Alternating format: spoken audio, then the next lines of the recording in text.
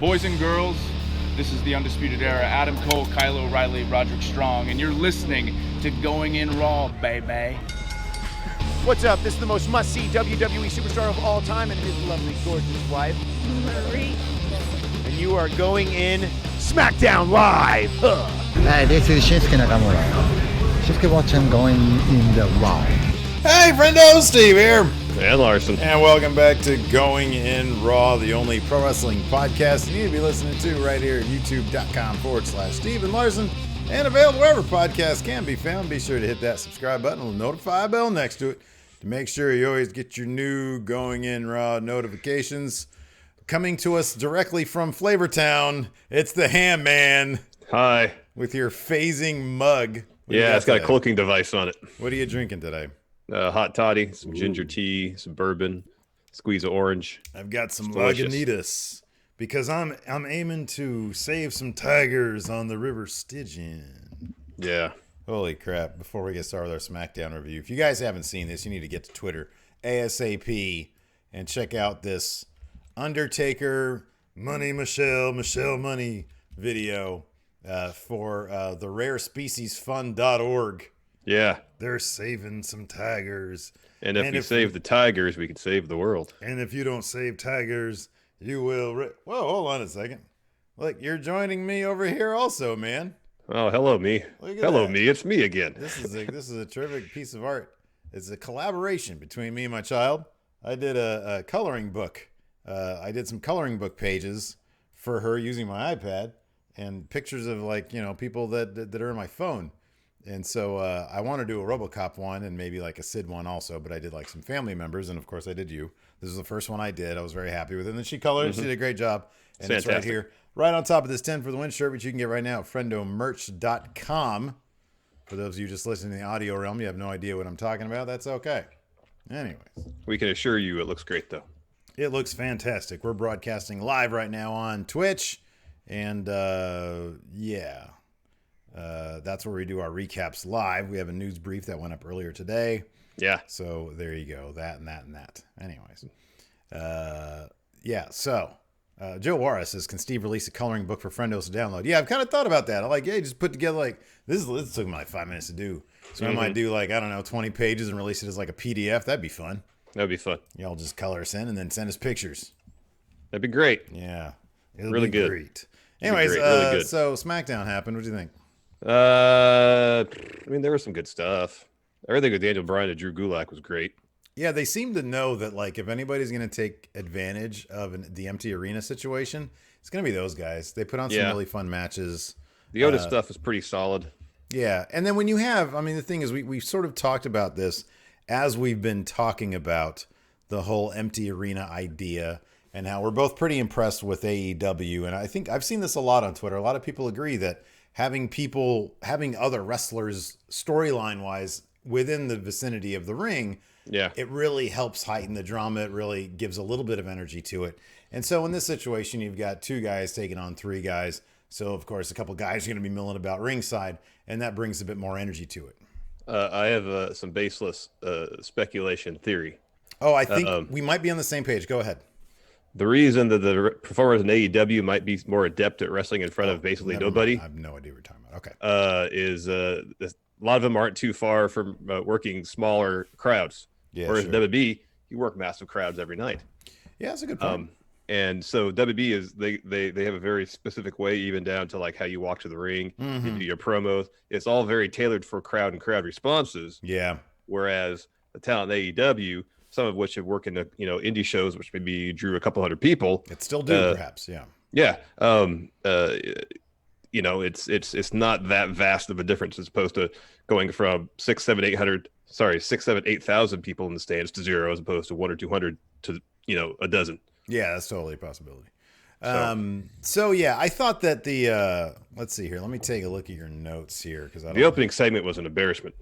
Man, I was not into that at all. I don't care, but I know it was maybe at most like what, 10 minutes at most. It felt like an eternity. It really did. Like as soon as Gronk comes out on that ramp and starts dancing. Like, here's the thing, man. I understand that they probably had this idea in place for him a while ago. Certainly before all this virus stuff started happening. And I just wish that they were the kind of company that can see and then adapt to the idea that Gronk as a host, I'm not just in theory, I'm not really opposed to. But Gronk has a reputation and Mojo has a reputation together with him as party guys. I mean, you see Gronk's entrance and it's party bro, you know? Yeah. I mean, it's hype bro, basically. Yeah. And that works with a crowd of people. It works with a large, because that's a party. And when it's just him in an empty arena, it just doesn't work at all. And it's like, okay, maybe just scoot him to SummerSlam or something. Well, that's what I think the plan is probably going to be, is introduce him as member of WWE Universe now, because SummerSlam is going to be in the Boston area. It's going to be in Boston, I believe. Yeah, sure. So he'll have his match against Baron Corbin or a tag match at that point. Yeah. That being said, you know, man, this is, oh God, I could care less about. I just hate this stuff. I hate it so bad. So what's Braun Strowman gonna do? Is that why Braun went on his little anti-indie wrestler tirade on Instagram? I don't know what motivated that. Apparently, he's not set up to do much of anything at WrestleMania, which is weird. Maybe he's just sad that he's been bumped as celebrity guy. Maybe. And now that's going to Baron Corbin. Now he's like, what's my spot now? I held the Intercontinental title for a cup of coffee, and now Corbin's the new celeb guy. Yeah. What's Braun to do? Braun didn't even get like a rematch or anything. He quantum leaped, didn't he? Yeah, man. That's weird. You'd think that like he would be, because Braun brings, obviously, you know, the circus attraction feature to the WWE. You know, the big man who's, by the way, people are asking about this. This is a Friendo Club fake tattoo, right? Somebody asked today if I had big red or just a red tattoo on me. It's a fake. It's a Friendo Club tattoo. I got a bunch of these made up. I don't know what I'm going to do with them quite yet. So anyways, yeah, he so like, you know, Braun, I think, can bring something to an empty arena. Yeah, especially a place like the PC, which based on what we saw on NXT, they have no issue destroying. True, and he makes it look smaller, which is kind of what you want. He looks huge. So yeah, I don't know. I guess they just don't have anything for him for WrestleMania. I don't know if he was going to be back in that Andre the Giant Battle Royal. Now that's off.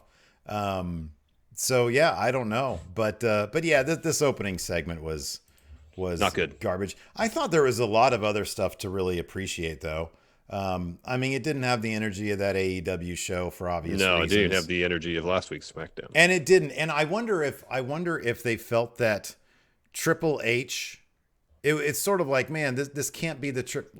As much as I would love it to be, I could see Vince thinking, well, we're on the road to WrestleMania.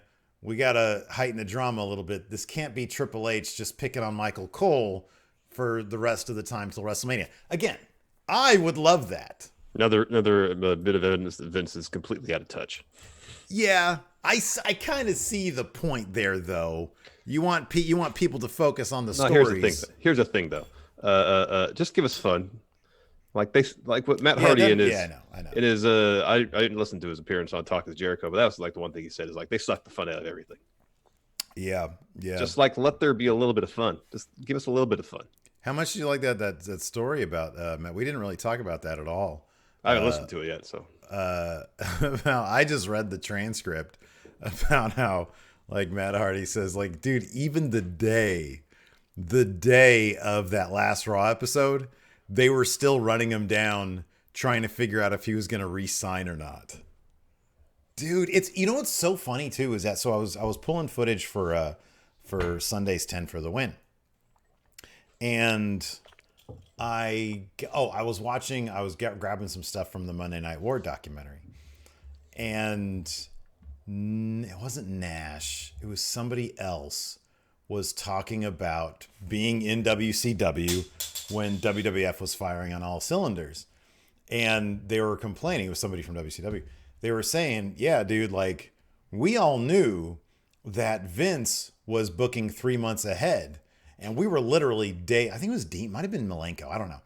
And he was saying, we were literally week to week, day to day, sometimes hour to hour. Like the show would Nitro would be going. We'd heard this before, and they'd still be delivering, changing the scripts and delivering it. And one time, apparently one time, they didn't know what should happen next. So they said, Regal and Finlay, get out there and just go until we tell you to stop. Oh my goodness! They were figuring it out during a match. Jeez. And so, but the point, my scenic route point there is, there was a time, man, when they were booking. And I understand that the virus has sort of thrown everything asunder. But at the same time, we've heard far too often that scripts are written at the last minute in WWE, and things are just it's sort of chaos in terms of the creative. And the fact that probably their biggest angle going into Mania is this Orton Edge thing. Yeah.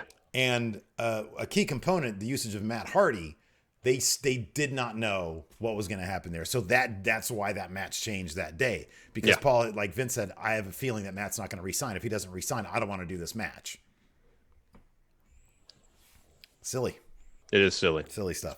Speaking of silly, Michael Cole introduces Mojo to introduce Gronk to kick off the show. So Gronk, he comes dancing out to the ring. It's ridiculous. And Cole asked Gronk if being at Mania is a dream come true. Now, my memory's not that great, but I seem to remember, hell, they play it in the video package before this, that Gronk was already at a WrestleMania. We were there. It was the one in Orlando, 33. He came out to help Mojo win the Andre Battle Royal. Yeah, that's right. This isn't like this is Gronk's first dance at WrestleMania. Yeah, he literally said for the first time, didn't he? Uh-huh. I guess maybe the idea was it was the first time he's getting a WWE entrance. All right. I know. No, I'm just figuring it out, man. Gronk's like, I've been watching since I was 3 years old. I was supporting Mojo and FCW. He said, I've been to sold out WrestleManias. Man, I really thought he said he went to sold out. When he said, because he said, I went to sold out WrestleManias. I was like, damn it. You know what? He would have proven his bona fides if he said he went to NWO sold out. So I was driving one of those garbage trucks, Cedar Rapids, Iowa. Even just a 10-year-old in the crowd. I don't know how old Gronk is, but he was probably around 10. I don't know. Yeah, probably. He says, I've been to sold out WrestleManias. Now I'm here with no people, and I'm getting to host WrestleMania. Mm-hmm. Yeah. Mojo's like, hey, I'm here to watch your back, Gronk. And Gronk says, I'm here to get your back. And then he starts chopping Mojo. That was like the highlight of this whole thing. Yeah. Yeah. Then he's interrupted by Corbin. You don't know what dun dun dun. And Baron says, Gronk, you're setting yourself up for failure by hanging out with Mojo. It's a fair point. That is a good point. And then, although, wait, actually, hold on. No, the last guy to hang out with Mojo was Riddick Moss. True. And then Corbin says, hey, Gronk, you got to bow down. I'm the king. And Gronk says, no. And then Corbin says Gronk has been says, hey Gronk, I've been in NFL too. You wear pads there. I think he named just about every body part they wear a pad on. And then says, we don't do that here in WWE though. You need to fall in line just like everybody else if you want your party to last. E minor strum, that means Elias is in the house. Tells Corbin he's got a song that he needs to listen to. That part Corbin's mildly made me laugh because Corbin turns around and says, what are you doing? Just following me everywhere? Yeah. That made me laugh. Elias says, he says, I just got a song you need to hear. Fine, I'll listen if you go away. So Elias sings a song about how terrible Baron Corbin is while Gronk and Mojo dance. Yeah. And then Corbin cuts him off, turns to Gronk, says, hey, what do you think's so funny? Steps up to him. And then Mojo does the thing where he's on all fours. He's on his hands and knees behind Corbin, and Gronk pushes him over. You ever been victim to that? Yeah. Oh, middle school. Oh, I love that you have no qualms with opening up about your middle school woes. Oh yeah, it was like middle school is the worst. It's the absolute worst. Kids are terrible to each other. Kids are terrible to each other. They just do the absolute worst things to each other in middle school. It's terrible. Based on my experience. I've never been picked on. I've been made fun of. I've never been picked on. Literally, it was a year and a half of misery in middle school. Oh. Otherwise, the rest of my life, nothing. Why was it a year and a half? What was the other? Did you get on roids or something? The other half of the year that? No, ninth grade was fine. Oh, it was half of seventh grade and all eighth grade was miserable. Oh, eighth grade was your 9/11. Okay, interesting. So Gronk pushes him over. Coronavirus year. It was bad, man. Corbin gets up, Elias is in, and then just tosses him out of the ring.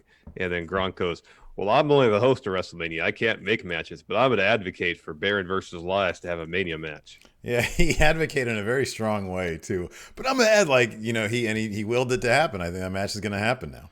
Yeah, they should give booking power to the host, like just for one match, one match. Like, I guess the New Day didn't exactly have booking power. They had announced the Hardys. They got to announce the Hardys. You could kayfabe that they brought them in, sure. The Rock kind of had booking power when he was host of WrestleMania 27 because he restarted the Cena Miz match, right? The Rock was, he was very hands-on. I feel like they give Rock carte blanche. They do. Mm-hmm. Pretty sure they actually do. I'm pretty sure they actually do. After that, the Artist Collective was backstage, and this week they really went hard promoting the name, the Artist Collective. Yeah. So make that, God, it could, especially when Sami Zayn was on commentary. It could be something cool, man. It could just be. What's funny too is that, again, I was watching that Monday Night War stuff. I was pulling footage for a Vince Russo entry, and so I was getting like a lot of footage of the New Blood, and I was like, man. The star power that they like legitimately had at that time, and like even the basic idea. I'll be honest, man. I think the basic idea of the New Blood stuff I thought was kind of cool. It's just they never knew how to develop anybody. No. They could never get anybody from like scrub to like not scrub. I know. And so I don't know. I kind of feel like that's just WWE these days. It's like, look, I like a lot of what WWE does. I think there's some cool stuff, but it's like, you just think to yourself, man, they've got so much talent, and they have like, dude, Cesaro, Sami Zayn, and Nakamura together. They should have some like freaking cool logo T-shirt, some cool name. I know. Now it's gonna be like a piece of canvas. Gonna have a palette with some paints on it. Like, dude, hey, even some like musical a notes. Just gonna throw everything like dripping blood or something. But they're not. Yeah, gonna do that. It's not gonna be anywhere close to that, man. It's gonna be some musical notes. It's funny. Sean Ross Sapp was on Twitter today. He's always trashing SmackDown, just like we are. And somebody said, I think it was the Daniel Bryan stuff. I think it was the stuff that we're kind of talking about now. And he said, I've given up thinking that, how we do this sometimes. We're like, okay, well, maybe they're going to do Daniel Bryan, Nakamura. Oh, I think it was the Sasha Bailey thing. Yes. No, you're totally right. Yeah. Yeah. Yeah. And he said, let's see, where is it? Oh, did I miss it? He said something like, some people say, oh, they're going to do Sasha Bailey at SummerSlam. They're waiting to do that. And he says, they don't do that. Like, you have to realize, they don't wait for a bigger thing. WrestleMania. They just do it now. It's now. I don't know if you noticed the byline for WrestleMania is too big for one day. Mm-hmm. That's official now. Yeah. Official. That's part of the marketing plan for WrestleMania. Too big for one day. He was high on this tonight. He said, "Yeah, is there enough time? What is this? They're doing 2 million singles matches at Mania, and Bailey versus Sasha can't be one of them." This guy says, "Is there enough time to build it properly, though? I don't think so, unless their Mania match will be a pit stop to a larger match down the line." And he said, "They've had years to properly build it." I mean, really, when they made if as simple as Paige coming out and making the announcement that Sasha's your opponent, like the way Sasha reacted when Paige said, "Oh yeah, you're in this match too," that's all you really need. Yeah. End of the day, Sasha wants that belt. Yeah. Anyways, we're getting ahead of ourselves. Daniel Bryan, Drew Gulak teaming up against Cesaro, Nakamura, Sami Zayn on commentary again. No Triple H tonight, sadly, but Sami was pretty fun. Really getting in on the artist collective thing, yet not describing what an artist, at least in terms of an in-ring competitor, truly is. Mm-hmm. Nonetheless, excuse me. Oh yeah, he says if y'all want to watch a bunch of meaningless wrestling, that's fine. It's been pretty well displayed. WWE doesn't save things that we think they're saving; they just outright don't do them. Yeah. Anyway, sorry. Go ahead. So early on, Nakamura sent out of the ring. Daniel Bryan hits him with a suicide dive. Almost sends Nakamura into Sami Zayn, who again is on commentary. Daniel Bryan gets back of the ring. Cesaro drops him with a backbreaker, then boots Gulak off the apron. Daniel Bryan gets isolated. Commercial break happens. We come back. Drew gets the hot tag. He takes it to Nakamura. Hits a great looking bridging German suplex. That gets him a 2. Tries for a gulak. This sequence is really good. He tries for a gulak. Nakamura transitions seamlessly into an armbar. Gulak rolls him up. Nakamura kicks out and then drops Gulak with a kick. Artist Collective has the upper hand. It's not often enough that Nakamura gets to show off that he's actually a really good wrestler. He has MMA experience, you know. I know. This is a really fun match. It was really fun. Look, I can sit here and talk shit about their inability to package anything correctly, but god damn it, there's so much talent in the ring. This is so much fun. It's hard to deny, I know. Yeah, totally. Cream rises to the crop. Cream rises, whatever. Yeah. Drew avoids a Kinshasa. Drops Nakamura with the clothesline. Cesaro's in. Gulak tries to exploit his technique. However, Cesaro's strength is too much. That is until Daniel Bryan gets the tag in that Sami Zayn apparently doesn't see. Hits a sunset flip on Cesaro to pick up the win for himself. Sami Zayn goes crazy. He's like, "Oh, he can't do that. The ref didn't see about it." He wasn't even a legal man. Yeah. Yada yada. Yeah, that was really good stuff. I mean, the one benefit, I do think that I guess they didn't really need to do this. Yeah, okay. So for the Miz Morrison Heavy Machinery match, at a certain point, Dolph got on there. I do feel like Cole could have used like a Corey Graves or something, but they did kind of try to. And I don't know. I know they're keeping it too essential, and if you're going to have one guy, I guess it's going to be Cole. But yeah, no, I thought this was really, really good stuff. So next week we're getting. That's okay. So yeah, after that we got Gulak and Bryan in the weight room stretching, and that was great. Gulak still teaching Daniel Bryan. Yeah. So the Artist Collective comes up, and obviously Sami Zayn's pretty upset. Sami calls it a mediocre win.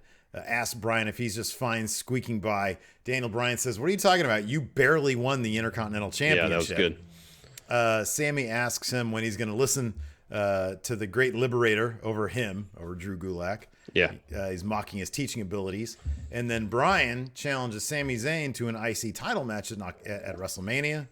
And then Sami says, "Yeah, okay, but only if Drew Gulak beats Nakamura next week on SmackDown." So that's cool. We're getting that match. I'm happy about that. Yeah, that'd be good. That'd be really good. On top of that, like, look, this is one thing that I was really worried about. And I guess it could still happen if the city of Orlando decides to do it, or if the state of Florida decides to do it, close down the Performance Center. But and I know they're gonna pre-film a lot of stuff from what we understand. We've heard that. Apparently, yeah. But I'll be honest with you, man. I'd rather have empty arena stuff than no stuff. Exactly. So I'm glad that they didn't. On Raw there was one match. We had one match in a 3-hour show, one live match. Yeah. So I'm glad that tonight they just said, "Okay, look, we're doing matches. That's happening. We're gonna do matches." So we actually did get some matches, and they were pretty decent. I thought the main event especially was pretty fun. Yeah, it was fun. After that, was supposed to be a Page interview via Skype with Michael Cole. I want to mention this real quick. I'm sorry. Getting back to Drew Gulak. So he's going to beat Nakamura next week.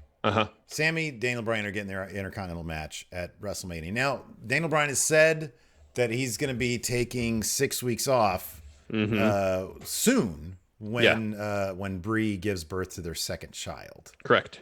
How great would it be? It's probably not going to happen because chances are Daniel Bryan's going to end up just losing to Sami Zayn because he's not going to be around. Yeah. And they probably want to further establish the Artist Collective as a thing. One would hope, yeah. But man, how great would it be? They're building up Drew Gulak like this. If Daniel Bryan, the ultimate payoff of the storyline, he gets that title from Sami Zayn, and then he gets Drew Gulak in the ring with him, and Drew finally proves that he has figured out Daniel Bryan and wins the IC title off. That'd be great. That'd be awesome. That'd be great. Probably not gonna happen. That'd be great. It's like low key. Like some of the undercard stories on SmackDown are pretty good. There's the Otis stuff. I know. Otis was so good tonight. They just can't seem to do the same level of quality for most of the main event stuff. The Otis stuff was so good tonight. God damn, that was so good. That was something that I didn't see coming, and was great. Yeah, it was good. So Paige was supposed to do an interview with Michael Cole. She's pretty much instantly interrupted by Bayley and Sasha. They walk down the ring. Bayley welcomes Paige. Yeah, Paige is on Skype. On Skype, she's like this. She's on Zoom. Could be Zoom. Could be Zoom. They said Skype, but it could be Zoom. They said Skype. Okay, yeah, it said live via Skype. Paige from Los Angeles. Why would you use Skype if you have Zoom? Maybe WWE doesn't know about Zoom. It could be. Skype's like the brand name too, you know? It's like Xerox. Yeah, pretty much like Kleenex. Bailey says, "Hey, Paige, welcome to our show." She says, "Hey, Paige, whatever you came on here to do, just do it so you can be forgotten about again." And then Paige goes on this thing about how the woman's evolution is all about courage. And then she says, "Bailey and Sasha, you lack courage." Calls them bullies. You lack the ingredients. Bailey basically rolls her eyes, says, "I've beaten everyone there is here forever. Just put me in the Hall of Fame, basically." And she says, "Unless, Paige, you could do something about it." "Oh, wait, you can't." Paige goes on about how, she had her passion taken away from her because she can't wrestle anymore. She said, "I wouldn't want to do that to anybody else." Right, Bailey? Right, Sasha? Like there's a little bit of a pause there. Yeah. Anyways, Paige says, "I spoke to my friends at Fox, and I'm here to announce your match for WrestleMania, Bailey." And Bailey's like, "No, I was going to take Mania off. We're going to go straight to the Hall of Fame." Well, too bad. Bailey's going to defend against Lacey Evans. Bailey's like, "Cool, I beat her. No big deal." And then Dana Brooke. And again, she's like, "All right, no huge deal. Who else are you going to throw out there? Tamina?" Paige is like, "Yeah, you get another opponent. Guess who?" Bailey said, she said, "Tamina, does she even work here anymore?" Yeah. Paige, it was funny because Paige sort of referenced, she said, "Oh yeah, Bailey, I know you're bad Bailey now. You're a bad guy now." Yeah. I like when they do that. And then also Naomi. And then Sasha grabs the mic, calls Paige B, and then asks Paige, "How could you do that?" And Paige says, "Oh, I'm happy you stepped up and voiced your concerns here, Sasha, because there's one more person in this match, and it's you." Oh, and then Sasha looks over at that title. You don't look at Bailey. She looks at the title that Bailey's carrying. Ooh. And then Bailey storms out while Sasha's still there, and she's got a smirk on her face. She's like, "Ooh, title." And this is an elimination match, so you know it's going to come down to those two. Is it an elimination match? That's what Paige said. Oh, okay. Said it was elimination. Cool. Hey, I mean, six-pack challenge, is that usually elimination? It could go either way, I think. Yeah, I don't know. I mean, Paige said elimination. If it isn't, it isn't. I don't know, but she said. Yeah, that. I didn't notice that. Next, we got the replay of which we were hoping they would show this. Cena and Bray Wyatt from WrestleMania 30. Yeah, this is a cool match, dude. This is a cool match. But there was that one moment, Larson. That one moment towards the finish. Bray had the chair out. Yeah. And Cena had to think about it. And, backstage, they're probably like, "Okay, Cena, here's the thing. We really want your character to be changed by Bray Wyatt because that'll really build his character." And Cena said, "Change? I'll consider it." "Well, you'll consider change?" "No, I'll consider hitting with a chair in the ring, but I won't, and I win." But I won't, and I win. Exactly. I'll consider it. What I forgot about the finish of that match, it's Bray goes for a Sister Abigail. It's super awkward. Yeah. And then Cena just picks him up 1AA and wins. Yeah. I know, dude. I know. Like the story being told in that match was pretty solid. It was. I like the did he do like the 5-knuckle shuffle or something like that? Or he was about to do the 5-knuckle shuffle and then Bray does the backwards spider thing. That was cool. Yeah. But no, it cracks me up because it's like, dude, the only Cena will have his cake and eat it too. I know. I'm gonna think about it. I'm not gonna hit him, and I'm gonna win. I know. It's like, no, here's the point, John. Either you hit him with it and you lose, or you hit him with it when the ref isn't looking, you win, or you don't do it and then you lose because you're not willing to go that far. That's the story that needs to be told here. I understand. I'll consider it. Oh, you consider doing it this way? No, in the ring, I'll consider hitting him. I won't. Then I win. Then I win. Oh man. So then we had Alexa Bliss, Nikki Cross interview. I like this. This is good. It was good. She called out Asuka for SmackDown next week, so that match is happening. Again, another match. That's good. I'm glad they're doing matches. What match do you think they're gonna rerun next week?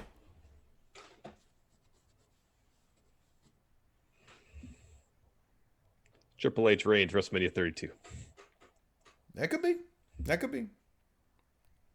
Goldberg, Brock Lesnar. So again, that's 15 minutes at most.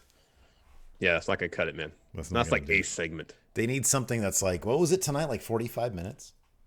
Something like that. The Reigns Triple H match at Mania will get that done. Yeah, that was a long match. What about a Daniel Bryan match? That'd be great. I wonder if they would do 32. I wonder if they do anything from 32 though, because they got that on ESPN coming up. Yeah, probably the main event then. Yeah, probably the main event because that'll be the following Sunday. That's on. You want to give away the main event?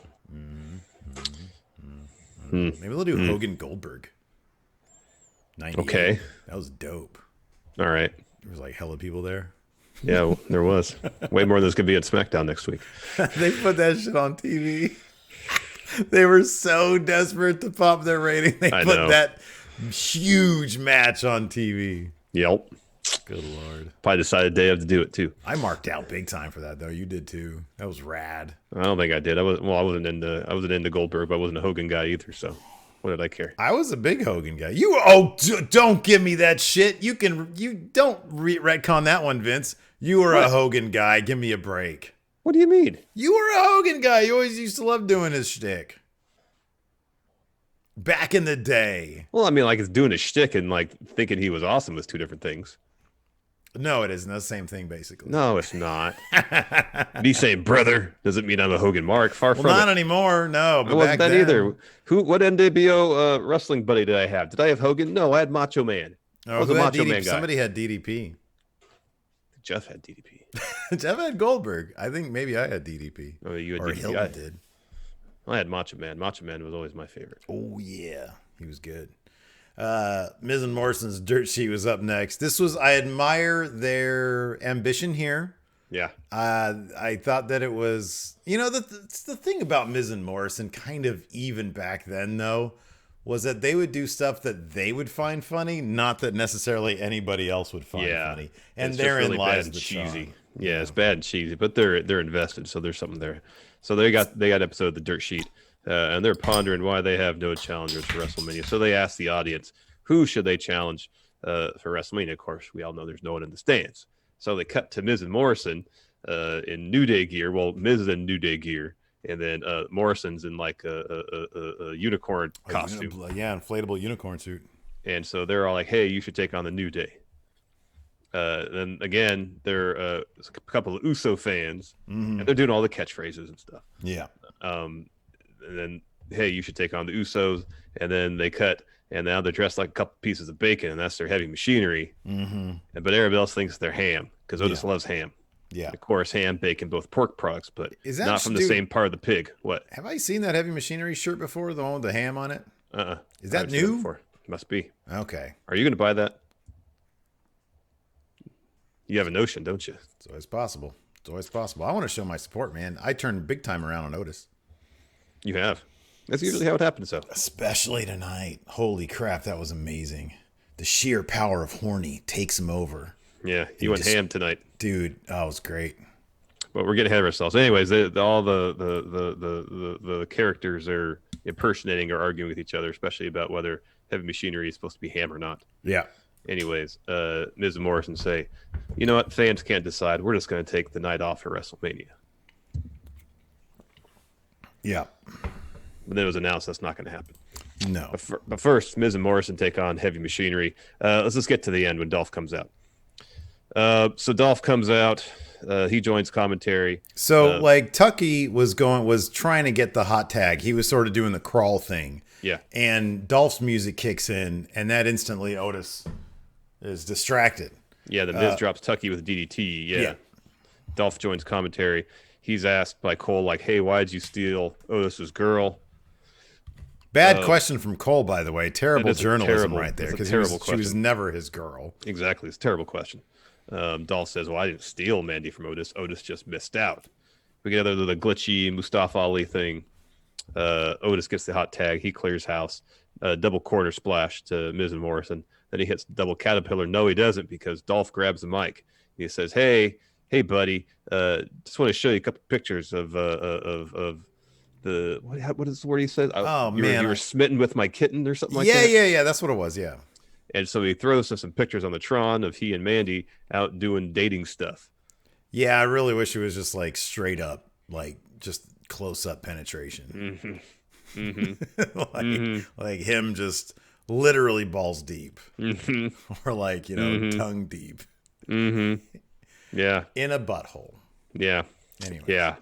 But it wasn't Anyways, that. They were just no. like having. It's like they just ran into each other and posed for a photograph. Pretty much. They put them on Instagram. Anyways, Dolph's like, "Hey Otis, are we good?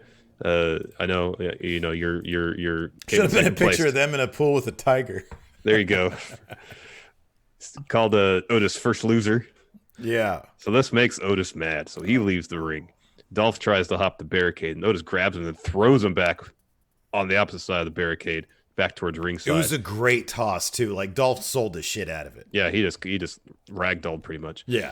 So Otis grabs a chair. He's about to take it to him. Miz and Morrison grab the chair from him, put him back in the ring, and then Otis just like hulks out, clotheslines them out, destroys them all around ringside, and then shoulder tackles him through the barricade. And he grabs the chair again, and he just wants to destroy him. Oh yeah, yeah. And Tucky's like, "No, don't do it. Yeah, don't do it." He does it. And he does it. Yeah, he destroys him. Yeah, so they DQ. They get DQ'd. Pure sexual rage, and it doesn't stop. He grabbed Miz and started slamming his head into the announce table. Oh man, I was like, dude, if at any time we needed to see blood, it was now, because you need to oversell. You need to get the violence in this moment across. Otis is a sexual being who, when his sex is repressed, it just blows up in an orgy of violence. And Tucky's the only person who knows this. And that's why he's trying to settle him down. He's like, whoa, you need to relax the organ. It's all just spilling out. Yeah. And Otis, and then he starts sobbing into Tucky as Tucky holds him. It was oh my God, it was the best fucking thing. It was awesome. It was really good. I thought it was so good. It was really good. And Dolph, so like he was up on the ramp when it was happening. He was like, yeah, freaking out. He's like, what did I fucking do? What did I open up here? He realized he's in a bad way.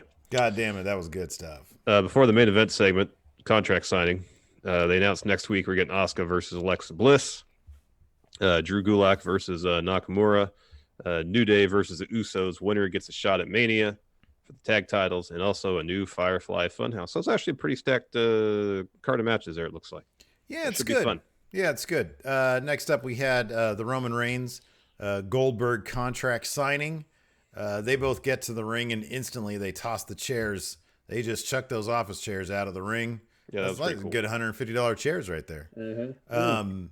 Otis tossed a chair and blew it up. He destroyed it. I know. It was awesome. God damn. Crazy. My only complaint, I thought Reigns was really good here. Yeah, he just about gave Goldberg cry face, I thought. He did. And the only thing I think missing from a production standpoint or from a presentation standpoint, like just put one spotlight above them. Maybe get like a just a little bit of fog machine stuff in there. And just really gets it. That's what they really are missing, is a little bit of atmosphere. You put that in there, and Reigns was intimidating in this. Yeah, man, he was good. He was kind of scary. Yeah, so Goldberg was asked, who'd you expect to answer the challenge? And he goes, I was hoping it was Roman, but I didn't think he had the balls. So Roman's like, hey, or Cole asked Roman, why'd you take the challenge? And he's like, all the greats have challenged me, and I've beat them all. Yeah. So why not Goldberg? So this is pretty great. So Cole brings up this tweet about Roman punching the pad. Yeah. At the end of which he makes a reference to Goldberg banging his head against the door and how stupid that is. How stupid it is, yeah. And so he's asked, so why'd you do that, Roman? Roman says, why not take that shot? Yeah. All that I see is a little bitch bulldog in my yard hold a title he didn't earn.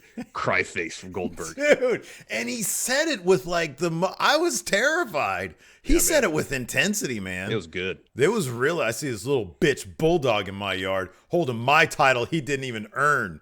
Damn. Yeah, that was good. Jesus, Roman. And Goldberg takes like 4 beats to collect himself because he just probably gets shoot mad. Probably just wet himself, man. Yeah, I know.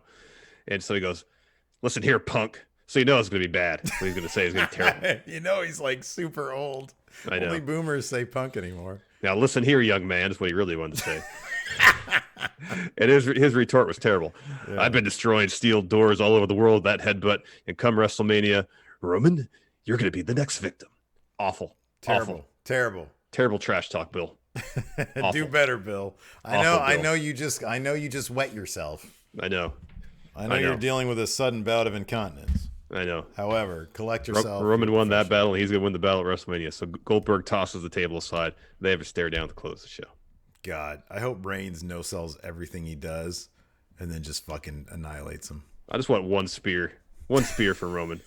Bell ring, spear from Roman, match over. Yeah. And then medics come and attend to Goldberg. Yeah. And then Roman like throws like Invader 3 levels of blood. Yeah. It's like a fountain. It's like an SNL skit. You see they did that a couple weeks ago? On what? SNL? On SNL, yeah. They did the vomit gimmick. The best. It's great. That's great. Yeah, so Goldberg tosses the table, they stare down, but I'm just like, you fucking old man. Yeah. Am I gonna rain shirt, man? Listen here, punk. Get out of here with that mess, Goldberg. Listen here, punk, and his face is all round. Anyways. Take a look, see if there's any questions here. Oh, let's see. Let's go to Discord real quick. I know there was somebody earlier here in what is this? Oh, allow that. Hold on a second. Harry Flint says you forgot Naomi in the SmackDown title match at Mania. I thought I said Naomi. Yeah, I think you said Naomi, dude. Let's see here. I thought there was one. Damn it. Harry Flynn also says I missed Triple H on commentary. Sorry, I didn't mean to interrupt you. Oh no, somebody asked what we thought about the Braun Strowman controversy. Well, he's wrong. I guess we sort of talked about that already, didn't we? Yeah. So like I don't even know where this was done. I think it was on Instagram, but I couldn't find the post. Yeah, I think it was on Instagram. Like Evil Uno said something, is that right? About yeah, my understanding is Evil Uno said something about supporting independent wrestlers, during the time when they can't work. Here we go again. When I was doing this, I was dirt poor and I did it all myself. And I didn't have to go on Patreon or have anybody support me. I'm like, fucking shut up, dude. Yeah. Like, what the fuck is it? What is it your business, Braun? Yeah, it's not your business, Braun. Get out of here. Jesus. Alex Foster has a question here. With the lack of content lately, would you guys consider reviewing NXT UK and 205? Don't mean to annoy you about it. Just asking. Oh, that's not an annoying question. That's a solid question. That's a decent question. Dude, here's the thing. If there's not going to be Raw, SmackDown, or NXT or AEW, there's not going to be UK or 205. Yes. So I don't see a situation where those would exist if the others don't exist. Correct. So that's sort of the situation. Alex Hausen, what program do you guys use to talk when you're apart? You sound really clear. That's thanks to Zoom. We got to get our dudes over there at Studio 71 to get us a Zoom sponsorship. Oh, that'd be cool. Thayer Tabata. Yeah, go ahead. What? Power rank other old matches WWE should play during SmackDown and Raw. The blindfold match, Jake Roberts and Rick Martel. Sasha versus the blindfold match. I was gonna say like legitimately Sasha versus Bayley, one of them takeovers. Oh yeah, the first one, the Brooklyn one, that was great. That might just get people's hopes up though. Yeah, no, they think, well, at SummerSlam we're gonna see this rematch, right? Yeah, right. Exactly. No. What you get at Mania is what you get. Exactly. Greg Morris, Larson, I found you a background for your next review, and it is the sold out stage. Oh, perfect. The giant toilet. That's great. Yeah. Perfect. Dylan Haggett, should they add an NXT title match, a 6-woman ladder match, and Ciampa versus Gargano to WrestleMania card since TakeOver Tampa has been canceled? I don't think there's room on the card for those matches, sadly. Greg Morris also has a little challenge for you, Larson, because I am on Discord and I can see this. He has the previous 5 worst major shows of the year listed here, according to the Wrestling Observer himself. Apparently, maybe the voting thing, right? Okay. Across all promotions, let's see if you can guess these. Oh wow, this is tough, man. I don't mean to put you on the spot. 2019 pay-per-views, right? Major shows. So yeah, pay-per-views, network specials, but across all promotions, so not just WWE. Yeah. There's got to be a CMLL show on there right? No, but shockingly, our favorite promotion is AAA had the 2015 worst show of the year. Triple Mania. of 2015. Really? Yeah. Well, these are the worst shows ever. Okay. The last 5 worst major shows of the year. But you said that was 2015. The last 5. Okay, understood now. I thought you meant the last 5 shows of this last year. Sorry. Oh, no. So 2015, and then 2016 would have been what? Major Backlash. show? Backlash 2018 is probably on there, right? Very close to it. It was no. 2018, I think, was a landmark show for WWE, though. I'll give you that hint. Was it the first Saudi show? Crown Jewel. Was that the first Saudi show? Oh, this was the first one. No, the Greatest Rumble was the first one. It's the second one then. Okay, then yeah. It was one of the Saudi shows. All right. 2019 was Super Showdown. Yeah. Yeah. What was 2016? 2016 was WrestleMania 32. Oh, yeah, that's a bad show. About 2017? Battleground. That was really bad. Oh, wait, yeah. Battleground. That wasn't the one that Kevin Owens and Sami Zayn fought, was it? I thought it was. Maybe the rest of the card was poo-poo. Maybe. I just keep on reading the Lucha blog, their Twitter, how like CMML is like kind of a mess right now. Oh, yeah. Well, I thought maybe they had a bad show last year. Oh, yeah. But I got the premise of the question wrong. That's all the questions on the Discord. Let me hop over on Patreon. More Greg Morris. So I was watching Scarface, and it's the montage scene. Power rank top 5 wrestling montages you would like to see on any upcoming show. Give me a trading montage. Daniel Bryan, Drew Gulak. That's got to be number 1. Oh, that'd be awesome. That'd be great. The Artist Collective going to like a pottery class or something. I want to see a Hangman Page pub crawl. There you go. That's good. It'd be like, I know you haven't seen this, but it's really entertaining. The Red Dead Redemption 2. I told you about this before. There's like a bar scene that takes place over the course of a night, and the main character is getting just hammered drunk and getting into fights with people, but then like dancing with them like right afterwards. It was really well done. It was good stuff. That's pretty funny. Yeah, it's like remind me of Hangman Page. Dog Authority figure. Who would you rather see in AEW, Kevin Owens or Adam Cole, baby? Kevin Owens. I agree. Yeah, I agree. I feel like I've seen Adam Cole with those guys already. Pretty recently, yeah. Yeah, recently, yeah. Oh, Diehard Homer says Battleground was also Cena versus Rusev flag match. That was horrendous. That was awful. That was really bad. Reaper126 asks, any chance you guys do retro pay-per-view reviews and they cancel weekly content? Yes, that's the leading contender of how we're going to fill time. What's the plan, Stan? Yep. Oh, that's interesting. The Bandman says the local enhancement talent from AEW Lance Archer segment. He says he can give you several names. Hold My Beer Hansen, Jay Too Strong, Johnny Maverick, Proc the Croc Johnson, and Mike Sutton from Spinebuster Championship Wrestling in Valdosta, Georgia. Wow. I wish I lived. Sometimes I wish I lived in that region. In Valdosta, Georgia. There's probably some cool. I've never even heard of Valdosta, Georgia. Have you? Nor have I, no. That sounds amazing. Spinebuster Championship Wrestling. I want to look that up. All right. Spinebuster Championship Wrestling. Oh man, they got a YouTube and everything. Look at that. The man from out west. What's one move you guys would give to each other? One move you'd take? One move I'd give you. I'd give you an F5. All right. It's fairly harmless. I can get you up there. Yeah. I don't want to give you an AA. I don't think you can, dude. I don't think you can. Because, like, you got to, like, launch me over you. I'm aware what I have to do.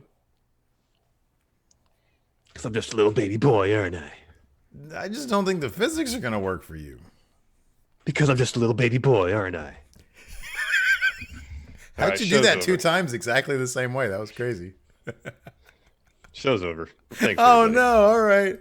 Everybody, hey, let's try to get this one up to, like, I don't know, 300 likes. That'd be cool. Thanks, Prince Charming. Oh, sorry. Skyotonic, here's my question. Which is safer on the neck, a normal pile driver or a package pile driver?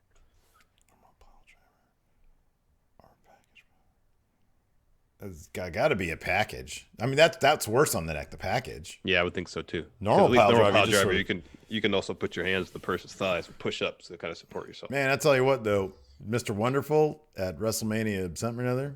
Yeah. Maybe it was the Madison Square Garden show that Hogan won the first title.